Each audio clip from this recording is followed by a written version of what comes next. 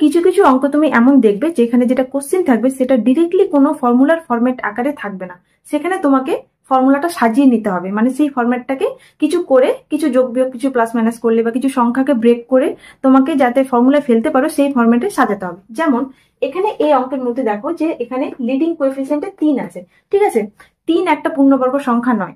যখনই কোনো অঙ্কে দেখবে যে 3 আছে, 8 আছে, 15 আছে, এই সমস্ত সংখ্যা যারা পূর্ণবর্গ নয় এগুলোকে আমরা ব্রেক করি। কি করে? 3 যদি থাকে তাহলে লিখবো 4 - 1।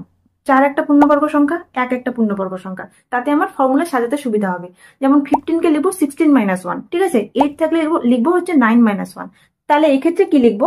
3x⁴ আছে, এটাকে আমরা লিখতে পারি 4x⁴ - x⁴, একই থাকে, ঠিক আছে। 4x⁴ - x⁴, বাকি যা আছে লিখে দাও 4x² y² y⁴ হয়ে গেল।